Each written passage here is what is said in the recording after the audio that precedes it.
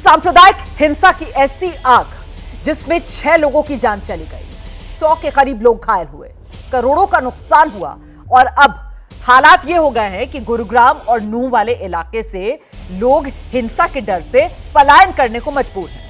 165 आरोपियों को अब तक गिरफ्तार किया गया है, बाकी की तलाश चल रही है। लेकिन जिन लोगों के भड़काऊ बयानों से ये दंगा भड़का, उन पर अब तक कोई एक्शन नहीं हुआ है। मोनू मानेसर, मामन खान एक दूसरे पर हिंसा भड़काने के आरोप लगा रहे हैं, लेकिन मोनू मानेसर फरार है। अब तक उसके खिलाफ एफआईआर भी दर्ज नहीं हुई।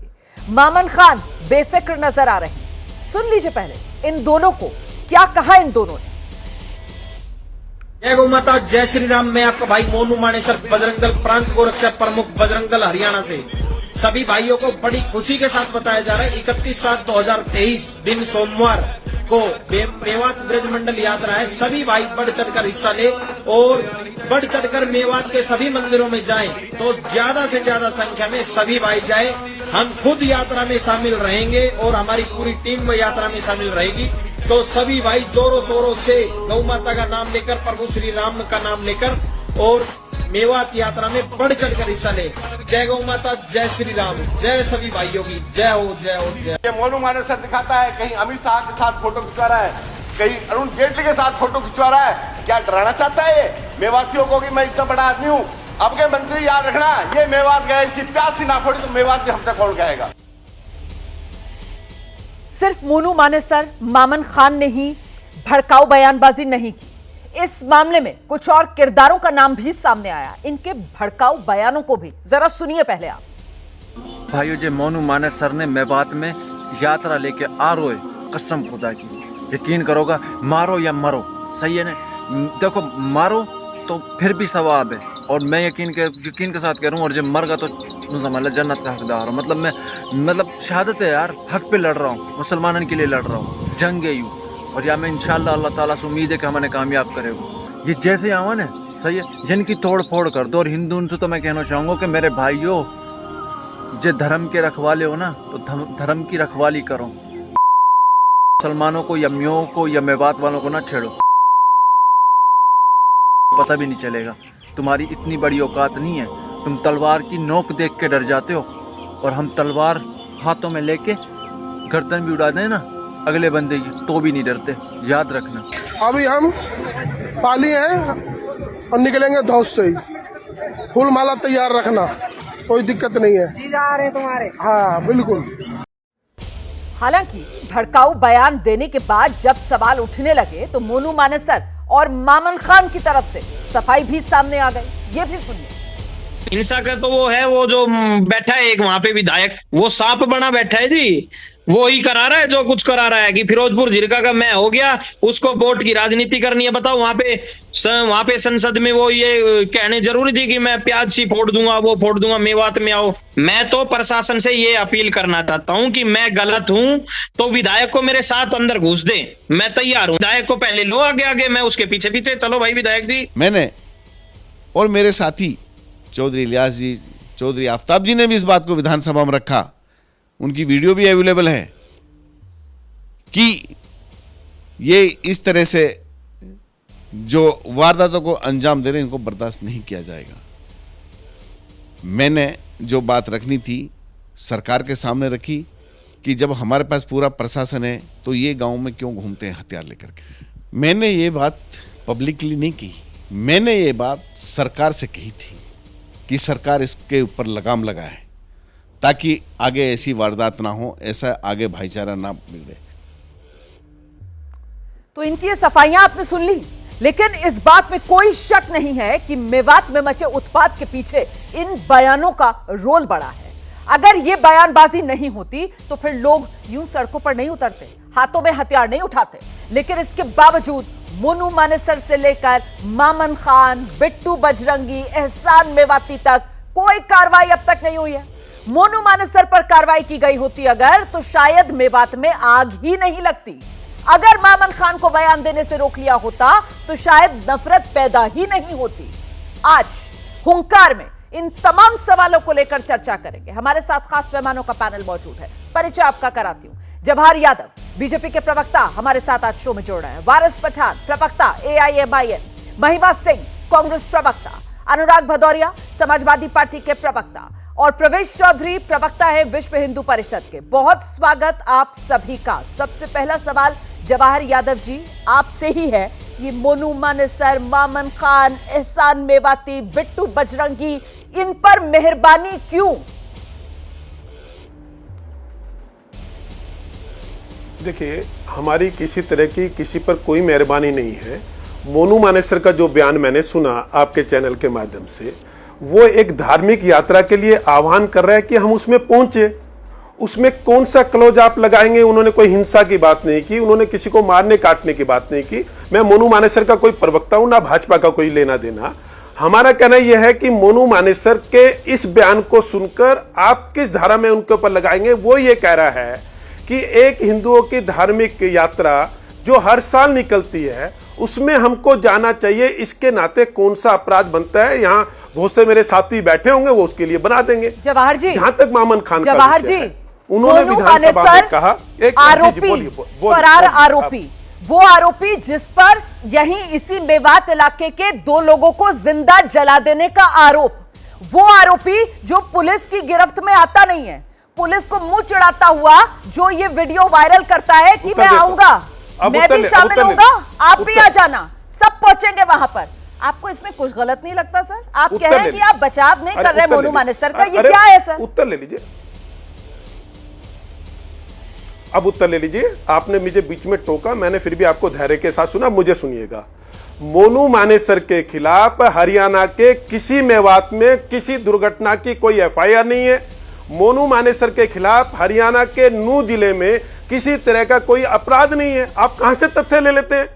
मोनू मानेसर का विषय, जो लोग ऐसा आरोप है, मैं ही नहीं कह रहा कि वो आरोपी थे या नहीं थे, पर मोनू मानेसर के ऊपर एक आरोप लगाया और उसके ऊपर आरोप राजस्थान में एक FIR है जिसमें उनके ऊपर आरोप यह है कि जो गायों को काटते थे, जो गायों को चुराते थे, उसके बाद उनको काटते थे, उनके मृत्यु का आरोप उनके ऊपर है। वो घटना राजस्थान की है, राजस्थान पुलिस ने FIR कर रखी है। भरतपुर की वो घटना हरियाणा से उसका कोई लेना देना नहीं है। अब जब वहां की घटना है तो उसमें हरियाणा पुलिस क्या करेगी? इस बयान से देखिए, मैं किस फिर कह रहा हूं, मोनू मानेसर का ये बयान, अब मेरा सवाल सुन लीजिए, धार्मिक यात्रा में आना चाहिए। अब मेरा सवाल सुन लीजिए। अब सुनिए, मैं बोलूं, मेरा सवाल तो सुनिए ना। अब आपने इतना लंबा चौड़ा यहाँ पर क्लैरिफिकेशन दे दिया कि मामला राजस्थान का है, हम क्या करते? सर, ये बातें आप अपने मुख्यमंत्री को बता देते। वो कल क्यों मीडिया के सामने आकर बोले कि राजस्थान पुलिस की हम मदद करने को तैयार है, और वो सो कर जागकर मोनू मानेसर को पकड़वाने के लिए अब राजस्थान पुलिस की मदद क्यों कर रहे हैं? अशोक गहलोत ने आज कह दिया कि साहब, जब पहले पहुंची थी हरियाणा में राजस्थान पुलिस मोनू मानेसर को पकड़ने के लिए, तब FIR क्यों दर्ज की थी? कल क्या हुआ? खट्टर साहब क्यों कह रहे हैं कि मोनू मानेसर को पकड़वाने के लिए हम राजस्थान पुलिस की मदद करेंगे? सर, ये भी बता दो। हाँ, अब इसका उत्तर ले लीजिए। ये भरतपुर पुलिस का ट्वीट है जिसमें वो ये कहते हैं कि हरियाणा की पुलिस मोनू मानेसर के लिए जब जब हम हरियाणा में गए हैं उन्होंने हमारा सहयोग किया है। आपको अपने तथ्य ठीक करने चाहिए। दूसरा, अशोक गहलोत जो कहते हैं उनका आरोप गलत है।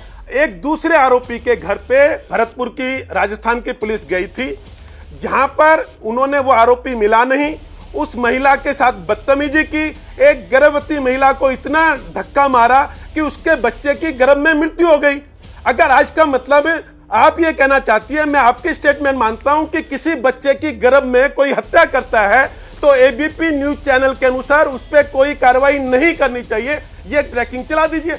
इसलिए मेरा मानना रोमाना जी है कि आप तथ्यों के साथ बैठिए। इसमें भावुकता का विषय नहीं है, हरियाणा का विषय नहीं है। आप गलत जानकारी दे रहे हैं। आप ये कहते हैं कि किसी की अपनी मर्जी का चाहेंगे, आप ये कहते हैं किसी के पेट में किसी महिला को मारना, किसी खट्टर ने कल आकर क्यों कहा कि मोनू मानेसर को पकड़वाने में राजस्थान पुलिस का सहयोग करेंगे? मुझे इतना बता दीजिए। आप तो क्लीन चिट दे रहे हैं, आप तो कह रहे हैं मोनू मानेसर पर आरोप, उसने कुछ किया नहीं, ठीक है राजस्थान पुलिस आएगी मदद करेंगे। मैं तो आपसे कह रही हूँ, क्यों करेंगे फिर? मैंने कब कहा? मैंने ये अच्छा उत्तर सुन लीजिए, उत्तर सुनिए। मेरे मुंह में अपने सद मत डोलिए। तो आप भी मेरी मैंने breaking ये news कहा मत तय कि कीजिए उनका ना। ये वाला कृपया बयान की करके आप धार्मिक भी मेरी यात्रा में, breaking news मत तय कीजिए, उत्तर एक मिनट रुकिए दीजिए, ना, जवाब दीजिए।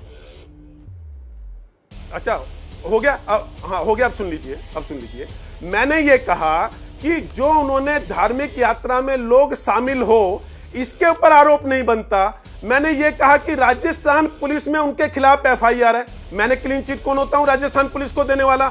मैंने आपको ये बताया कि आपने अशोक गहलोत को कोर्ट किया कि हमने पुलिस ने सहयोग नहीं किया। मैंने ये बताया कि एक आरोपी को पकड़ने के लिए राजस्थान पुलिस गई, वहां राजस्थान पुलिस ने एक आरोपी जो था उसकी पत्नी के साथ दुर्व्यवहार किया, उसको धक्का मारा, मारपीट की, जिसके कारण उसकी जो गर्भवती महिला थी उसके बच्चे की पेट में मृत्यु हो गई। अपनी बात इसके ऊपर अगर हम एफआईआर करते तो हमारी गलती है क्या? खट्टर साहब के बयान को अरे मैं दोबारा मैं फैक्ट्स पे बोल रहा हूँ, मैं तो मैं फैक्ट्स पे बोल रहा हूँ। कल ये बात क्यों कह रहे हैं कि हम बोल रहा हूँ, ये मदद करने फैक्ट्स को है मेरे तैयार हैं? पास। अरे मुझे अरे इतना ये फैक्ट्स बताइए। लीजिए। हाँ आपने दोहरा दी ना, आपने दोहरा दी अपनी बात। पहले आप से। दो बार आप एक ही बात को बता चुके हैं। पुलिस कह रही है, लेकिन एक सवाल का जवाब तो दीजिए ना। पुलिस कह रही है भाई साहब, मनोहर लाल खट्टर कल ये क्यों कह रहे हैं कि हम तैयार हैं राजस्थान सरकार की मदद करने को? कल ये बयान क्यों दे रहे हैं?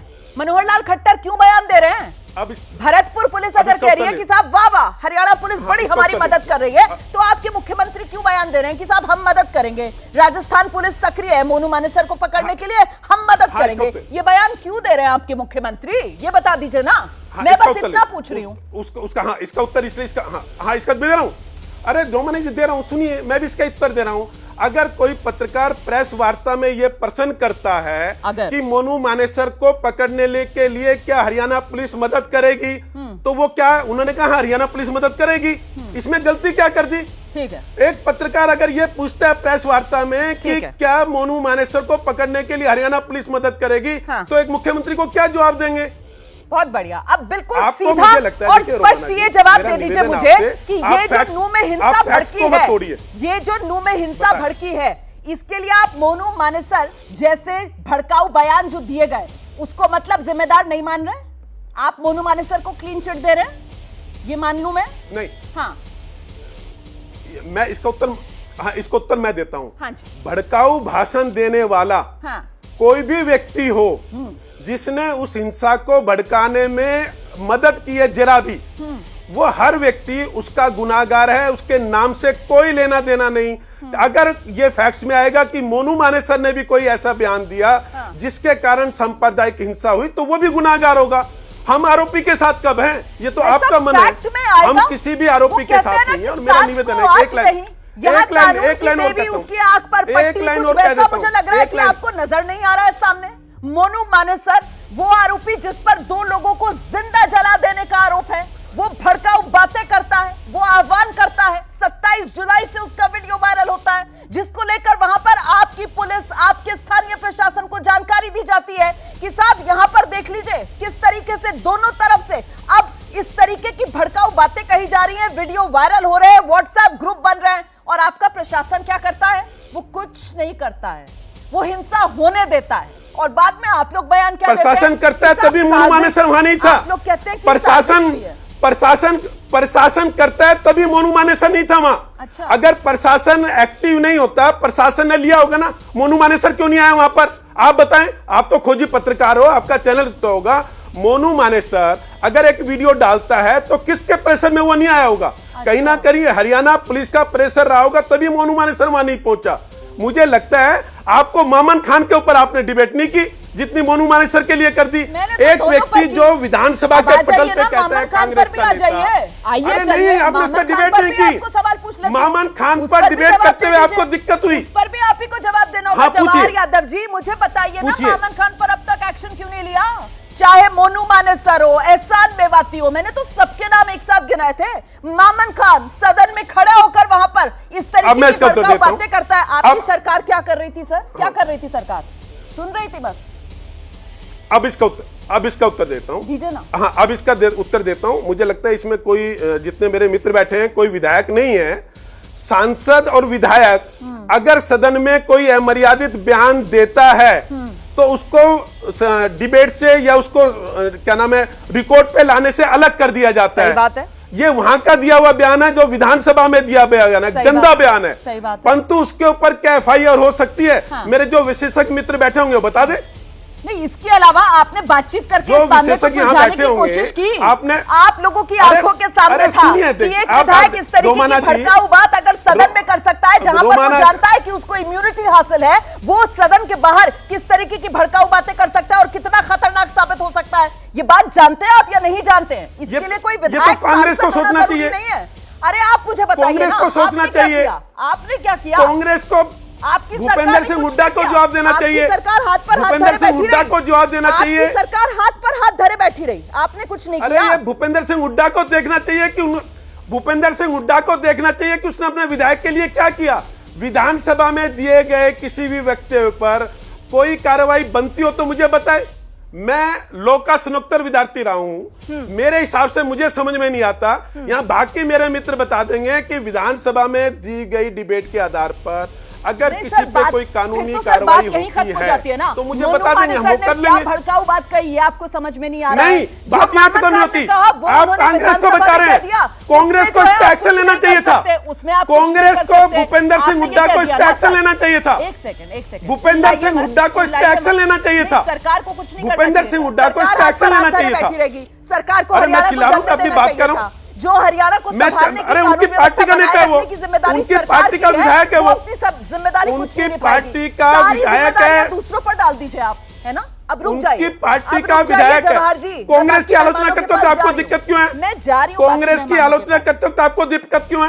सर मैं तो सबको लेकर सवाल पूछ रही हूँ, लेकिन आपके पास किसी सवाल का जवाब नहीं है। दिक्कत तो ये है ना, जवाहर यादव के पास किसी सवाल का जवाब ही नहीं है। मैंने हर एक का जितनी उत्तर गेंदें दिया। आ रही हैं, वो जो सारी दर्शक गेंदें देख रहे हैं, दूसरों जो के गोल दर्शक पोस्ट में देख रहे हैं, वो deflect तय कर लेंगे। यही कर रहे हैं इस जो वक्त जवाहर दर्शक यादव। महिमा जी, देख रहे हैं, मेरा उनको सवाल तय ये कर है लेंगे। कि जितना बड़ा वो गुनहगार तय कर ये लेंगे, हरियाणा कौन सा नूह बोला, में जो कौन गलत। हिंसा हुई है, इसमें मोनू मानेसर नजर आता है।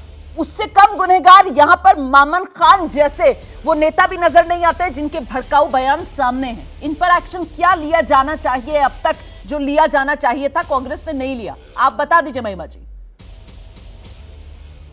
जय हिंद। ये और बात की आंधी हमारे बस में नहीं, मगर चिराग जलाना तो इख्तियार में है रोमाना जी, और वही चिराग हम सबको जलाना चाहिए जब एक ऐसा प्रदेश जहां की 57 साल के इतिहास में ऐसा कोई वाकया न हुआ हो, एक ऐसा जिला जहां से भारत जोड़ो यात्रा जैसी बड़ी यात्रा निकली हो, 2 दिन रुकी भी हो, तब भी कोई ऐसी सांप्रदायिक बात न हुई हो, और वहां पर जब गुड़गांव से गुरुग्राम बना दिया जाता है तो हिंसा हो जाती है। जब तक गुड़गांव था तब तक कभी कोई हिंसा नहीं हुई थी, आजादी के दौर से आज तक। लेकिन आज हम देखते हैं कि ऐसे प्रदेश में जिसे हरित प्रदेश के नाम से जाना जाता है, वहां आज सांप्रदायिक हिंसा देखने को मिलती है, और वो देखने को मिलने के लिए जो जिम्मेदार हैं वो यहाँ बैठ करके ऊंचा ऊंचा चिल्ला रहे हैं, बता रहे हैं। आप मामन खान जी की बात पूछ रही हैं। हम तो ये कहते हैं कि आपराधिक मानसिकता और अपराध जहां पर भी हो वो गलत है, और जो कुर्सी पर बैठे हों उनको जो प्रशासनिक कार्यवाही जहां करनी चाहिए वो कर देनी चाहिए, और अगर नहीं कर सकते आपने क्या एक्शन लिया मामन खान के खिलाफ? जनाजा तो नहीं है। मामन खान का जो बयान था वो भी कम भड़काऊ बयान नहीं है, वो भी सांप्रदायिकता को हवा देने वाला बयान है। कांग्रेस पार्टी ने क्या एक्शन लिया? रोमाना जी, मैं आपकी बात का जवाब देते हुए बिल्कुल ये कह रही हूँ कि आपराधिक मानसिकता हो, अपराध हो, जहां पर भी है वो गलत है। लेकिन उसी के साथ साथ मैं ये कह रही हूँ कि आज हम विपक्ष में बैठे हैं। जब विपक्ष में भाजपा बैठी थी तब भाजपा कौन सी जिम्मेदारी अपने ऊपर लेती थी, वो सवाल करती थी, क्योंकि वही विपक्ष का कार्य है। और आज हरियाणा के अंदर वारिस पठान साहब, आप सुन रहे हैं यहाँ पर एक तरफ बीजेपी है, दूसरी तरफ कांग्रेस, और यहाँ पर एक दूसरे को कटघरे में खड़ा करने का खेल खेला जा रहा है। मेरा सवाल बिल्कुल सीधा है सर, ये भड़काऊ भाषण जो चल रहे थे, भड़काऊ बयान सोशल मीडिया पर घूम रहे थे, बावजूद इसके एक्शन होता नहीं है, हरियाणा हिंसा में झुलस जाता है, जिम्मेदार कौन है?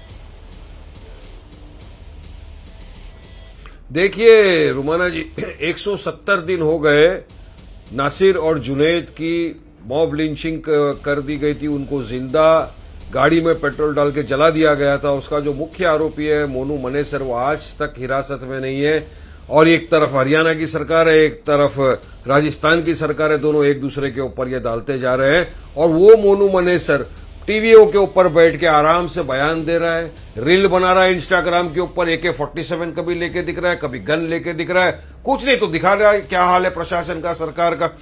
बात नंबर 2 ये रुमाना जी कि हम आप सबने देखा कि वहां पे जो लू में मेवात में इस बार दंगा भड़का, क्यों भड़का? पेपर में रिपोर्ट्स है न्यूज के, 2 ऑडियो आए थे, 2 वीडियो मोनू मनेसर के और 1 बिट्टू बजरंगी के। मेन वजह ये थी कि वहां पे दंगा हुआ। दूसरी वजह पुलिस प्रशासन, भाजपा की सरकार, इंटेलिजेंस का टोटल फेलियर। जब इनको पता था कि इस तरह से वहां पे कुछ भी हो सकता है तो प्रिवेंटिव एक्शंस क्यों नहीं लिया गया था? मतलब साफ है कि पुलिस प्रशासन, भाजपा सरकार की कंप्लिसिटी थी वहां पर, वरना इस हद तक का ये राइट नहीं बढ़ता। बात नंबर 3 ये आ रही है कि हरियाणा के ही होम मिनिस्टर है अनिल विज साहब, उन्होंने आकर कह दिया पहले दिन कि ये 200 से ज्यादा लोगों को मंदिर के अंदर बंधक बना के रख दिया। इस तरह का स्टेटमेंट उनको देना चाहिए था। बाद में वही मंदिर के पुजारी दीपक शर्मा ने बयान दिया कि ये टोटल बात गलत है, ऐसा यहां पे कुछ हुआ ही नहीं। आप यात्रा की परमिशन देते हो तो मुझे बताइए कौन से कानून के तहत आपको तलवार, बंदूक, हथियार ले जाने का अधिकार है? राव इंद्रजीत जो इनका एमओएस है बीजेपी के, उन्होंने साफ कहा कि इस तरह से हथियार ले जाना अलाउड नहीं था। तो आपकी मानसिकता, आपका इंटेंशन, मोनू मनेसर का बयान, बिट्टू बजरंगी का बयान और विश्व हिंदू परिषद के नेता सत्येंद्र, में उनका नाम बोल रहा हूं, वो मौजूद थे उस यात्रा में। ये तमाम चीजों की वजह से, भाजपा के सोने की वजह से, इंटेलिजेंस फेलियर की वजह से आज हम देख रहे हैं कि हमारे देश के 6 नागरिकों ने अपनी जान गंवा दी। हम तो वायलेंस का खंडन करते थे, करते रहेंगे। वायलेंस नहीं होना चाहिए, मगर क्या सरकार की जवाबदेही नहीं बनती थी? क्या जवाबदारी नहीं बनती थी कि इनको रोके? आज भी रुका नहीं है रोमाना जी। आप वीडियो पे वीडियो आते जा रहे हैं सोशल मीडिया के ऊपर जो वेरीफाई करा सकते हैं, रास्ते पे पुलिस के सामने खड़े होके तो पलायन की तस्वीरें आ रही हैं जो वाकई में बहुत तकलीफ दे रही है कि किस तरीके से वो आम आदमी जो रोजी रोटी कमाने के लिए पहुंचा हुआ था, वो अपना सारा बोरिया बिस्तर समेट कर जाता हुआ नजर आ रहा है। सर मैं आपके पास आऊंगी जल्दी से एक रिएक्शन बाकी मेहमानों से लेते हैं। मैं 10 सेकंड में मेरी बात पूरी कंप्लीट कर दूंगा। मैं 10 सेकंड में, आप मालूम है मेरे पास आपके पास बड़े बड़े मेहमान है, 10 सेकंड में अपनी बात करता हूं।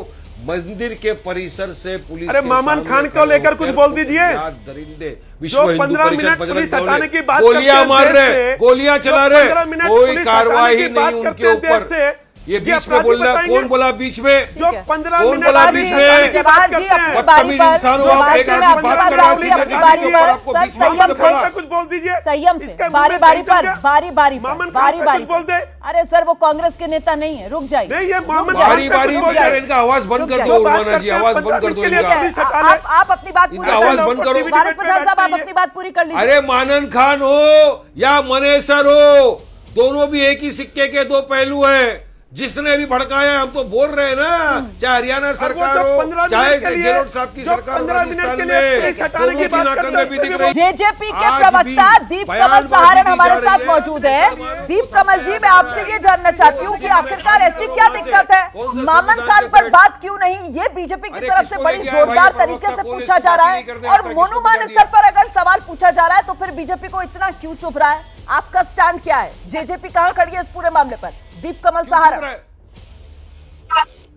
देखिए रोमाना जी, दिक्कत तो सारी ही है। दिक्कत तो ये है कि अब देश में माहौल ये हो गया है और टीवी डिबेट्स में माहौल ये हो गया है कि भारतीय जनता पार्टी मतलब हिंदुओं की पार्टी, हिंदुओं का बचाव करने के लिए उनके पास सारी बातें हों, और कांग्रेस पार्टी मतलब मुसलमानों से संबंधित जो बात करनी हो, जो बचाव करना, वो कांग्रेस पार्टी। ये माहौल हो गया। अब आप दो किरदारों का जिनका जिक्र कर रहे हैं, आपके सवाल भी सारे उसी दिशा में उसी तरीके से जा रहे हैं। ये हमारे नेताओं ने जो पिछले कुछ सालों में माहौल बनाया है, इसमें वो पिस रहे हैं जो आपकी तस्वीर पर पलायन करते हुए दिख रहे हैं। इसमें वो 6 परिवार पिस रहे हैं जिनकी जान गई है। और आनंद किनको आ रहा है? आनंद शायद उनको आ रहा है जिनके घरों के लड़के साइबर क्राइम में शामिल थे। 150 के आसपास अरेस्ट हुए 3 महीने पहले। 3000 के आसपास युवाओं के और युवकों के और बाकी लोगों के नाम FIR दर्ज हो रखी है। उन लोगों ने इसकी आड़ में किया क्या? सबसे पहले नूह के साइबर थाने पर अटैक किया, वहां का रिकॉर्ड जलाने की कोशिश की, ताकि जो FIR दर्ज हो रखी है साइबर अपराधियों पर, जो फोन कर करके देश भर से लोगों के खून पसीने की कमाई उनके अकाउंट से अपने अकाउंट में ट्रांसफर करते थे। नूह में और अलवर इलाके में जो राजस्थान और हरियाणा की सीमा है, सीमा का जो मैटर होता है एक बॉर्डर का, कि इधर का सिम ले लो और उस दूसरे स्टेट में जाकर फोन कर लो, वहां के खेतों में जाकर कर लो, वहां का सिम कार्ड ले लो, इधर के खेतों में आकर काम कर लो। क्राइम यहाँ होगा, ढूंढती रहेगी यहाँ की पुलिस, और आप यहाँ के रहने वाले नहीं, आप दूसरे राज्य के रहने वाले बहुत अच्छी बात उन बताई चीजों का जो कि फायदा देखिए उठाते किनको थे, फायदा मिल रहा है जो इसका। और फायदा सर मैं उठाते इस थे। लिस्ट में एक और नाम जोड़ देती हूँ सर, और किसको फायदा मिल रहा है ये भी जान लीजिए, थोड़ा सा आपका ज्ञानवर्धन हो जाएगा। दरअसल सर जिनको हिंदू और मुसलमान के बीच खाई पैदा करके सियासत चमकाने से फायदा मिलता है ना सर, जिनकी सियासत को सूट करती है हिंदू और मुसलमान के बीच की फूट, उनको भी बहुत आनंद आ रहा है। दीपकमल सारंग जी समझ रहे हैं ना आप? मैं आऊंगी आपके पास, जरा जल्दी से अनुराग भदौरिया का रुख कर लेते हैं, समाजवादी पार्टी के प्रवक्ता है। आ रही हूँ आपके पास, दोबारा आऊंगी। अनुराग भदौरिया जी मेरा सवाल आपसे ये है सर कि ये जो हरियाणा में हुआ है ये सरकार की नाकामी या फिर जो कुछ विपक्षी दलों की तरफ से कहा जा रहा है कि नहीं नहीं सिर्फ नाकामी मत कहिए साहब, ये मामला सरकार की मिली भगत का है, आप किस तरीके से देख रहे हैं? देखिए ये बात तो तय हो गई देश के अंदर में, जहां भारतीय जनता पार्टी सत्ता में है वो सत्ता का धर्म नहीं निभा पा रही है, जहां विपक्ष में है विपक्ष का धर्म नहीं निभा पा रही है।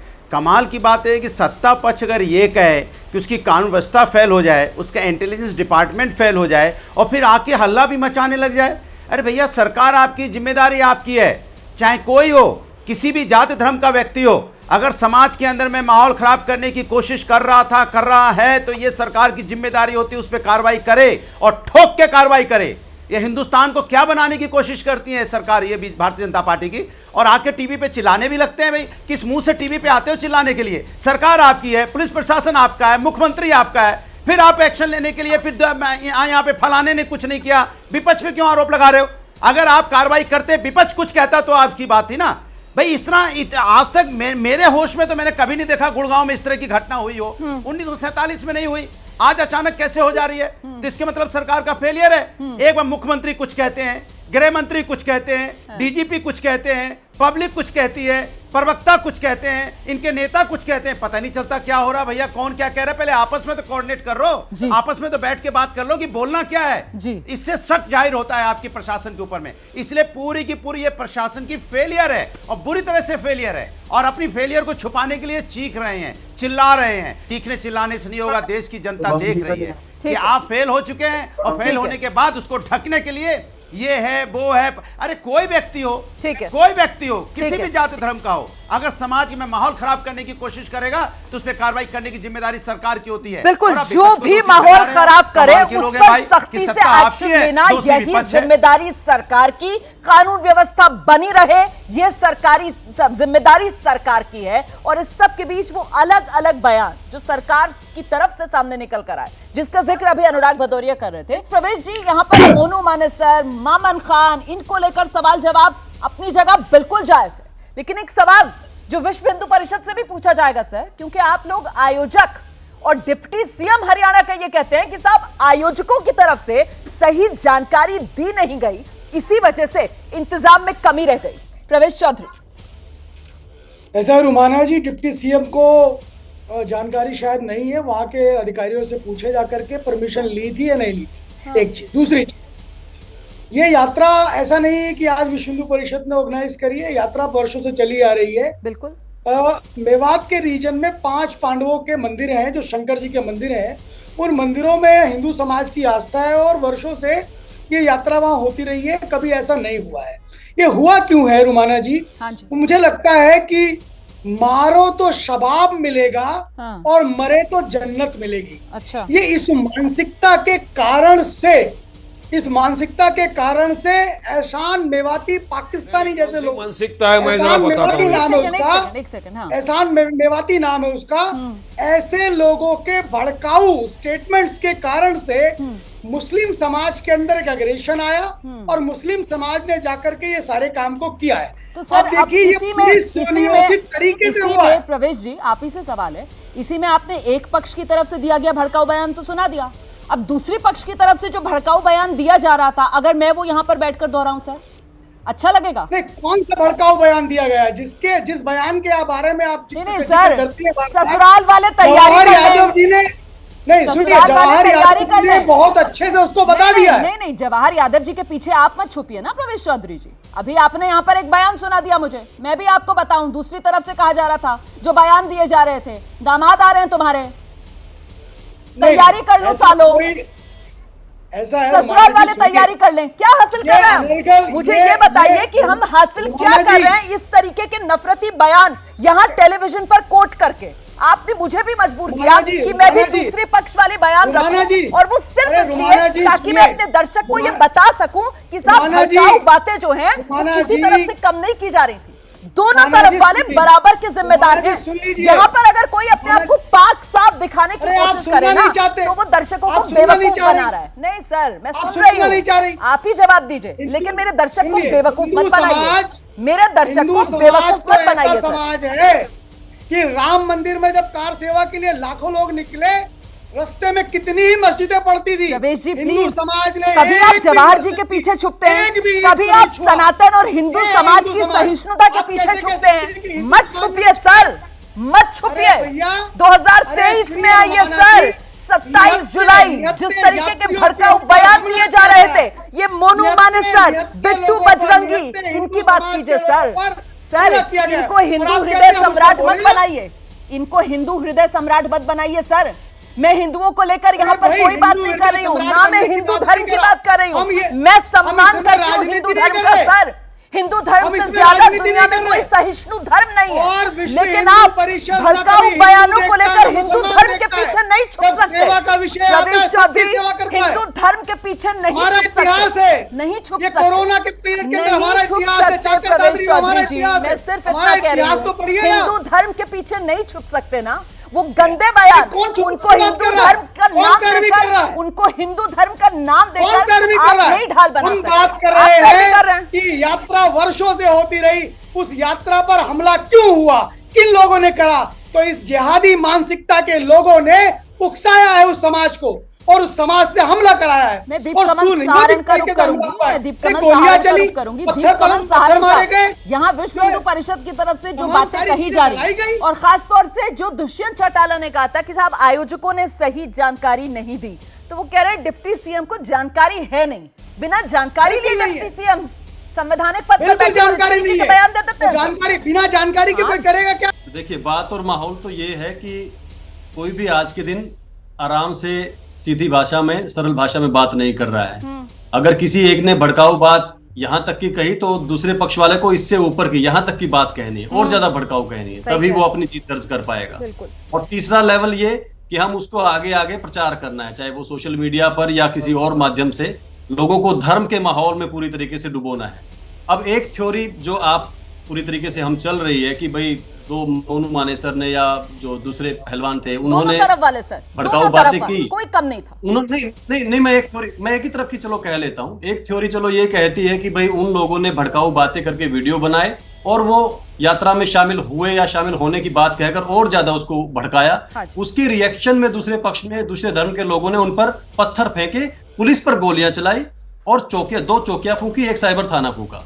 क्या दूसरी थ्योरी ये हमें साथ में चर्चा नहीं करनी चाहिए कि 3 महीने पहले साइबर अपराधियों पर जो बहुत बड़ी मार नूह की पुलिस ने उसने की, उसके खिलाफ जो वहां के लोगों में डर था या गुस्सा था कि ये पुलिस वाले हमारे लड़कों को उठाकर क्यों लेके जा रहे हैं, कोई ऐसा माहौल बनाओ जिसके बीच में घुसकर हमें इन पुलिस वालों को सबक सिखाने का मौका मिले। क्या ये थ्योरी साथ में हमें चर्चा नहीं करनी चाहिए? अगर दोनों में से कोई भी एक सच है और दोनों में से कोई भी एक कामयाब हुई है तो उसका समाधान तभी होगा जब सारण जी आप जो बात कह रहे हैं वो तो सरकार कह ही रही है। सरकार कह रही है कि साहब ये अचानक से हुई हुई हिंसा नहीं है, सरकार कह रही है कि इसके पीछे गहरी साजिश है। लेकिन सवाल ये थियरी जो भी हो, वो थियरी को अंजाम देने में ये जो उपद्रवी थे ये कामयाब हुए और इसमें कोई भी पाक साफ नहीं है। दोनों तरफ से कहीं से भी कोई कसर नहीं छोड़ी गई, दोनों तरफ से इंसानियत को नुकसान पहुंचाने का पूरा खेल खेला गया और गंदा खेल खेला गया, ये दंगे वाला। इसीलिए मेरा सवाल आपसे ही है जवाहर यादव जी, क्योंकि सत्ता में आप हैं, प्लीज बताइए कि जब हालात इतने ज्यादा संवेदनशील थे, जब इस तरीके के भड़काऊ मैसेज सोशल मीडिया पर चल रहे थे, और सिर्फ मोनू मानेसर की बात नहीं है यहाँ पर सर, एहसान मेवाती कोई कम नहीं है, मैं फिर से इस बात को दोहरा दूं, आप लोग क्यों वक्त रहते नहीं जागे सर? क्यों आप लोगों ने वहां पर पर्याप्त सुरक्षा के इंतजाम नहीं किए? क्यों जो लोकल इंटेलिजेंस है वो सोती रही? हथियारों की ऐसी खेप वहां पर नूह में अचानक से तो नहीं पहुंची होगी ना जवाहर जी? बिल्कुल बिल्कुल हाँ बिल्कुल है। एक तो मैं स्पष्ट कर दूं, धार्मिक यात्रा की विधिवत इजाजत अभी हथियार लेके वहां पे जाने का किसने इजाजत ये दी? मैं रिकॉर्ड पे बता वारिस रहा भाई हूं। आपके पास ही आऊं। अरे एक मिनट भाई, बीच में कौन आ गई है? अरे ये बीच में रुको भाई, बीच में बोला ये कौन बोल रहे हैं? बीच में रुको जरा, मेरे बीच में रुको जरा, मेरे बीच में रुको जरा, तो आपको नहीं बोलने देंगे। ये 15 से हथियार लेके क्यों गए यात्रा में, क्यों लेकर गए वहां से हथियार लेकर गए? अरे मस्जिद के परिसर से जो फायरिंग कर रहे थे वो तुम्हारे कौन लगते थे? सवाल का जवाब दे दीजिए, सवाल का जवाब दे दीजिए, जवाब दे दीजिए सवाल दे रहे हो हाँ जी, कि 2 दिन में मुसलमानों को बस्तियां खाली करो। क्यों भाषण जो कौन 15 लोग हटाने की बात करते हैं, 6 लोग मरे हैं। वारिस पठान साहब 6 लोग मरे हैं, प्लीज बात करने दीजिए, बात करने दीजिए। बीच में बोलते रहेंगे, मैं ईगो जवाब पर क्या आकर दूंगा? इस चर्चा को नहीं, डिरेल मत इनको कीजिए शौक है ना बीच में सर। बोलने का। आपसे मुझे बड़ा भी ये बहुत देश अच्छा है लगता है सर, बीच में आपसे बोलने बड़ी का। वो जिंदगी मेरा आवाज है जो इनसे खत्म भारी हो है। गई सर। जो प्लीज 15 मिनट प्लीज पुलिस हटाने की आइए, बात करने वाले जवाहर लोग, जी प्लीज मुद्दे पर आइए। 15 मिनट अरे पुलिस हमारी हटाने की मस्जिद बात को करने जला वाले दिया, लोग जरा रुके। हमारे मस्जिद के जवाहर इमाम यादव का जी को कत्ल लेकर कर आइए दिया। स्क्रीन पर मेरे साथ। जवाहर जी आइए, जवाब अरे दीजिए मेरे तुम सवाल बैठो, का। अरे ये कैसी तुमको भाषा किसने कर रहे हैं इजाजत इस्तेमाल? दिया बोलने के रोमाना लिए? जी, ये कैसी भाषा आपके चैनल पे? रोमाना जी, ये कैसी भाषा आपके चैनल पे? जवाहर जी प्लीज अपनी बात रख दीजिए, जवाब मेरे सवाल का ये जी। कैसी भाषा इस्तेमाल कर रहे हैं? हाँ देखिए, मेरा कहना, हाँ अब आपने कहा हमें जो इनपुट मिला उसके आधार पर वहां एक्स्ट्रा 900 पुलिस कर्मचारी वहां भेजे गए, परंतु ये इतना सुनियोजित हमला था जिसके कारण हमारे जो प्रयास थे वो अपर्याप्त लगे। परंतु कोई भी दंगा होता है 6 घंटे में हाँ जी। हमने इस पे काबू पाया, क्योंकि मैं उसमें डायरेक्ट जुड़ा था और ये कहा गया कि मंदिर में कोई नहीं थे। हमारा जो नल्लड़ का मंदिर था उसमें जो उस समय लोग फंसे हुए थे वो भी मेरे मोबाइल पे बात कर रहे थे। वहां सीधी सीधी गोलियां चलाई गई पहाड़ के ऊपर से, उसमें जाकर हमने वहां फोर्स भेजी। 6 घंटे में अगर किसी सांप्रदायिक दंगे पर काबू पाने का काम किया है तो ये हमारी सरकार ने किया, क्योंकि मैं उस समय रकाबगंज गुरुद्वारे के साथ रहता था दिल्ली में, बंगला साहब और रकाब गुरुद्वारे के तो बीच जवाहर में। जी, मैंने मैं 1984 का यकीनन दंगा सर, देखा। मैं यकीनन मैंने आपको नारनौल शाबाशी में- देती, मैं मैंने यकीनन नारनौल- आपको शाबाशी एक मिनट, देती मैं अगर अपनी 6 बात घंटे करूं। में ये दंगा कंट्रोल हो अपनी बात जाता। करूं, सुनिए। अगर ये आग अरे नूह सुनिए से मेरी निकलकर रोमाना सर गुरुग्राम रोमाना तक ना जी, मेरी पहुंचती, रिक्वेस्ट है, सुनिए। सोना तक ना पहुंचती, रेवाड़ी तक रोमाना ना जी, पहुंचती, सुनिए। मैं यकीनन रोमाना आपको जी, शाबाशी सुनिए। देती। आप मैं मुझे अपनी बात बताइए कर ना लेता सर, हूं। मैं अपनी दोपहर बात में कर नूह में लेता हिंसा होती है, फिर रात अपनी बात होते कर होते वो सोना तक पहुंच जाती है, वहां पर धार्मिक स्थल को निशाना बनाया जाता है, वहां पर एक युवक की हत्या कर दी जाती है। क्या बात कर रहे हैं सर आप? ये कंट्रोल किया, ये कंट्रोल किया सर।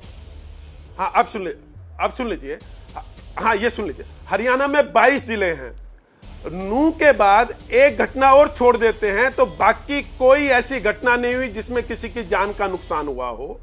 जो लोग आए हमने किसी को ध्यान में नहीं रखा कि कौन अपना कौन, किसी को नहीं देखा। जिसने भी कानून अपने हाथ में लिया, चाहे वो गुड़गांव के लोग थे, चाहे वो पलवल के लोग थे, चाहे फरीदाबाद के लोग थे, चाहे नूह के लोग थे, सबके ऊपर कानून ने अपना काम किया। हमारी एफआईआर अगर आप उसका मूल्यांकन करेंगे, उसमें जो भी इसमें आरोपी था, जो हमारे पकड़ में अभी तक आ गया, सब पे हमने काम किया। नूह के बाहर भी जिन्होंने कानून अपने हाथ में लिया, अब एफआईआर हो रही है, अब आरोपियों को पकड़ा जा रहा है, लेकिन वही बात है ना कि सांप निकल गया और लकीर पीटते रहिए। वो 6 लोग जिनकी जिंदगी चली गई वो तो वापस लौट कर नहीं आ सकती है ना।